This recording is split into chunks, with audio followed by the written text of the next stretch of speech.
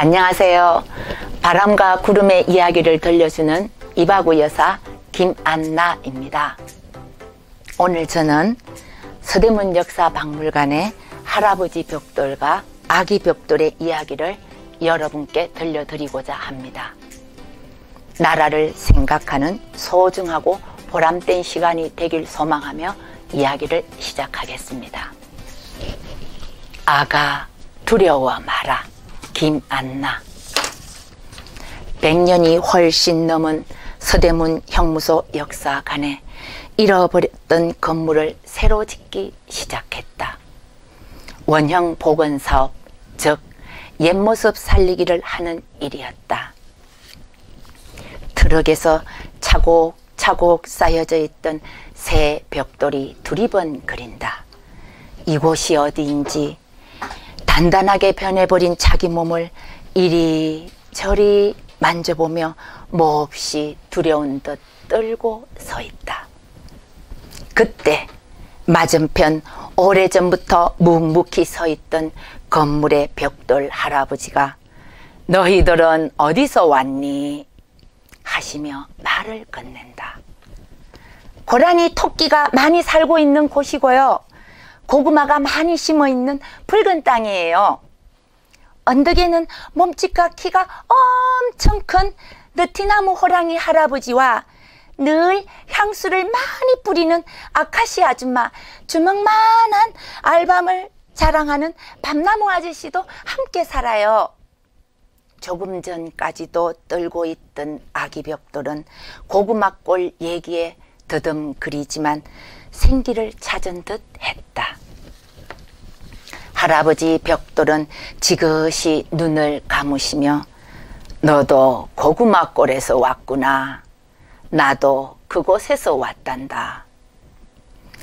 참나리가 수다를 많이 떨어 내가 투덜거렸어. 무슨 얘기만 해도 잘 삐지는 찔레 아가씨도 있었는데.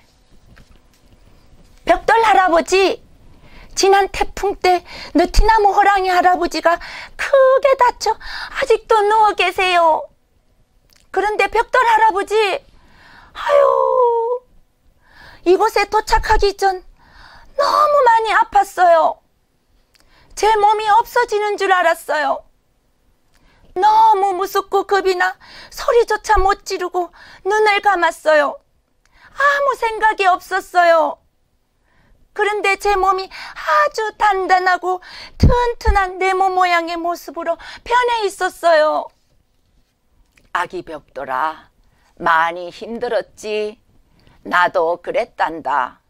그곳을 떠나올 때 많은 사람들, 넓은 도로, 수레, 기와집 등 산골에서 볼 수 없었던 여러 구경에 신이 났지.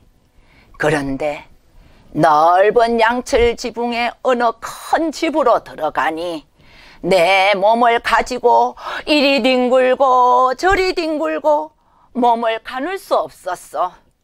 그러다 갑자기 너무나 뜨거운 불길에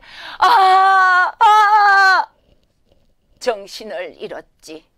눈을 떠보니 내 모습과 똑같은 친구들이 함께 묶여져 이곳 서대문에 왔단다.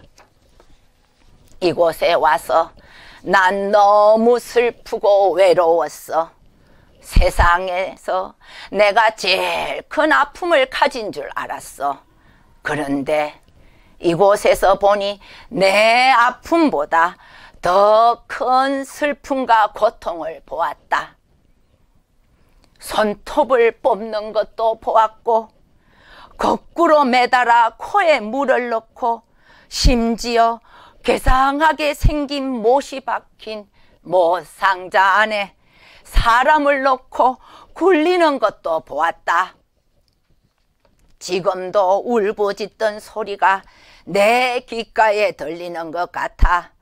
아무것도 도와줄 수 없는, 할 수 있는 것이라곤 그저 지켜볼 수밖에 없는 내 자신이 원망스러웠다.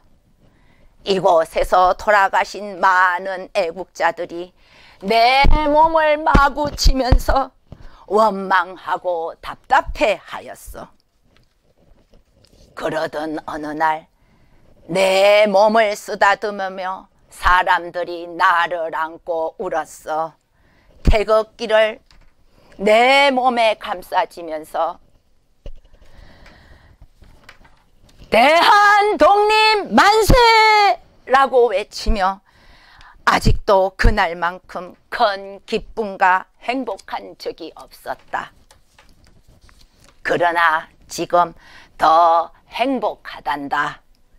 햇님 달님 유치원 아이들, 멋진 교복을 자유롭게 뽐내는 학생들, 나처럼 나이 든 어른들은 손자 손녀와 함께 걸으며 지그시 눈을 감고 자랑스럽게 마주보며 반겼다. 고구마 꼴을 떠나 서대문에 온 지 벌써 100년이 훨씬 넘었구나. 살아오면서 보니 이들도 나처럼 죽을 고비 넘기며 온갖 일 다 겪으며 산다는 거야. 이 땅의 사람들은 참 잘 견뎌내고 앞으로 더 나은 세상과 삶이 될 거라고 믿으며 하루하루를 열심히 산다는 거야. 난 그들과 함께 지켜보아 지금도 참 행복하단다. 아가 두려워 마라. 아기 벽돌은 하얀 눈물이 박혀있는 할아버지 벽돌을 향해 눈을 껌벙인다. 감사합니다.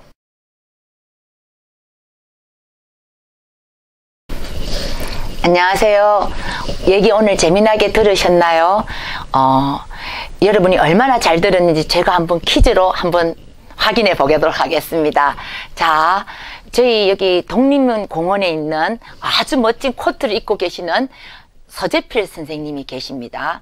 서재필 선생님 동상에 독립신문을 들고 있습니다. 이 독립신문을 어느 손에 들고 있을까요? 확률은 50대 50입니다. 맞춰주시기 바랍니다. 네, 그럼 두 번째 퀴즈 들어가겠습니다. 네, 우리가 좋아하는 안중근 선생님에 대한 퀴즈입니다. 보통 안중근 선생님의 호라고 많이 말씀하시는데 호는 없고요. 어릴 때 아명은 엄칠이가 있고, 그런데 안중근 선생님께서는 독실한 가톨릭 신자입니다. 그래서 안중근 의사 선생님의 세례명은 무엇일까요? 여기서 잠깐 힌트 들어갑니다.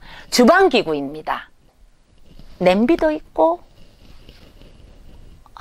주걱도 있고 칼하고 가장 친한 친구가 정답입니다. 네, 세 번째 문제 가겠습니다. 서대문 형무소 안에 수감자를 위한 운동 공간이 있습니다. 이 공간의 이름은 무엇일까요? 다소 생소한 이름입니다.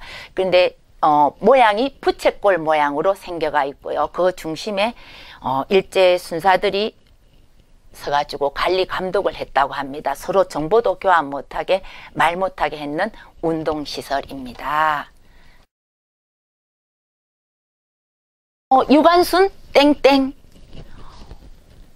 유관순, 보통 우리는 누나라고 많이 얘기하죠. 근데 어디서 요즘은 성평등 시대라서 누나라고 하면 안 된다 이런 또 그게 나오고 있더라고요. 그런데 유관순 땡땡, 제가 여기서 지금 잠깐 하나 얘기하고 들어가겠습니다. 힌트라면 힌트입니다.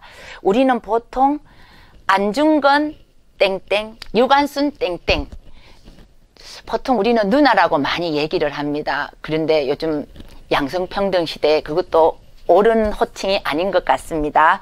자, 그런데 우리가 알고 있는 많은 독립하신 분들에게는 호칭이 따로 붙여져가 있습니다. 의사, 열사, 지사. 이 세 가지를 구분하는 게 조금은 혼동이 많이 오고 있어요. 보통 의사는 무력으로 인한 전쟁, 안중근 선생님이 쏜 육혈포, 윤봉길 의사의 도시락 폭탄 이런 것듯이 무력으로 한 독립운동을 한 분은 의사라고 그럽니다. 병원에서 치료하는 그 의사랑 뜻은 다릅니다. 자, 그 다음에 열사가 있습니다. 열사는 맨손으로 충성을 다하여 싸운 사람을 말합니다. 여기는 자결한 사람도 들어갑니다. 헤이거 밀사로 가신 이준 열사 이렇게 얘기를 하고 있고요. 그 다음에 한 가지 지사는 살아 계시는 분한테 많이 쓰고 있습니다.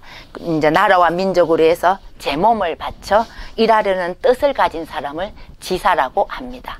이 세 가지의 얘기를 잘 들으시면 제가 내는 퀴즈는 너무너무 쉽습니다. 자, 네 번째 퀴즈입니다. 유관순 땡땡. 너무 쉽죠? 네. 다섯 번째 문제 들어갑니다. 퀴즈. 윤봉길, 안중건, 이봉창. 이 세 분의 공통적으로 들어가는 땡땡은 무엇일까요? 육혈포, 도시락, 무력으로 사용한 사람한테 붙이는 호칭은 제가 병원에 있는 선생님하고 이름은 같지만 뜻은 다르다는 거 아셨죠? 네, 여기까지 퀴즈 마치겠습니다. 고맙습니다. 모두 잘 맞춰주세요. 선물도 쏩니다.